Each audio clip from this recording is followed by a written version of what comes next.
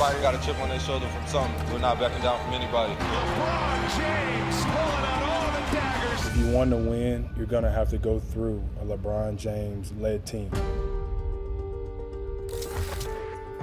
Welcome back to First Take, high above the water here at Pier 17 in New York City. We are finally back home in the Big Apple, and we have so much to talk about. A lot of playoffs happening. The finals begin tomorrow night, where the Lakers will be huge favorites against the Miami Heat. Max, let's start with this.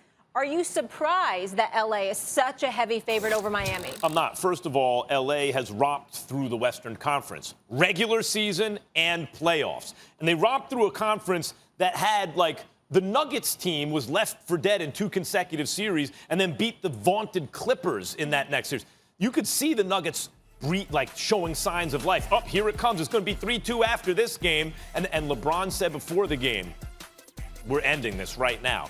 And just as the momentum looked like it was going to overtake the Lakers, LeBron took over. So LeBron has reestablished himself, or I shouldn't say reestablished, because when someone like me is wrong about a guy, that doesn't reestablish him. It means he's continued to prove that he has been the best in the game all along. He's still the best in the game, which is remarkable at his age and historically unprecedented given the number of minutes he's played in the NBA. It's never happened before like this.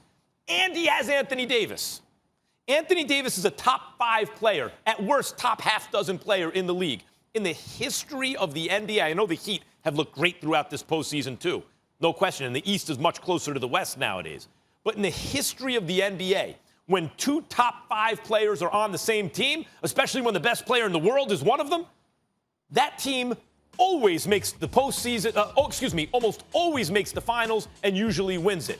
If Wilt Chamberlain and Jerry West underachieved, it's because they only won 1 championship together, but they went to multiple titles. Magic and Kareem and then Magic and Worthy were constantly in the finals, usually winning it. Bird and McHale lived in the finals and won a bunch, won 3 of them. Jordan and Pippen, every single year they won. The best player in the world and another top 5, 6 player, that team. Now, a team that looks like the Miami Heat without a top 5 player, occasionally. The Spurs, when Duncan was in decline, got 1, right? The Detroit Pistons in 04 got 1. Every 10 years or so, that kind of team grabs 1. The kind of team that resembles the Lakers dominates the finals. They get there more and they win more than anyone else. Well, listen, the Lakers should be the favorites. Nobody's denying that. The question is, should they be such a lopsided favorite? Yeah. And I would say no.